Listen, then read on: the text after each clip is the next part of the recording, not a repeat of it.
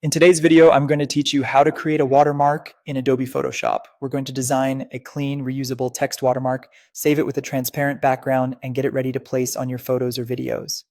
Let's start by creating a new document. Open Photoshop and click New. Name it Watermark so it's easy to find later. Set the size to 250 pixels wide by 150 pixels high.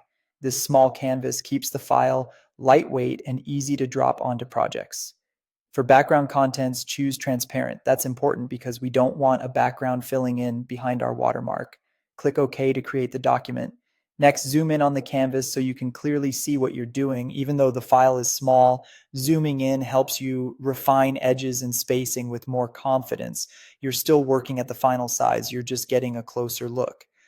Now let's add the text. Select the type tool or press T on your keyboard and click once on the canvas to create a text layer. Set the font size to around 90 points, choose black as your color, and type your watermark text, for example, DIY.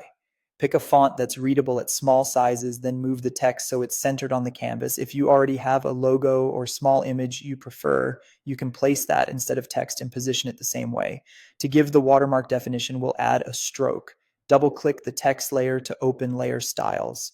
Turn on stroke, set the stroke color. Blue works nicely for this example, and set position to outside so the outline sits around the letters. Start with a 3-pixel stroke, then try 2 pixels if you prefer a slightly finer edge. Click OK when it looks right, and this outline makes the watermark visible over both light and dark backgrounds. To create that classic watermark feel, reduce the text layer's opacity to around 70%. Adjust until it looks semi-transparent yet still legible. If your watermark will be used small, a slightly higher opacity can help maintain visibility. Let's save it for reuse.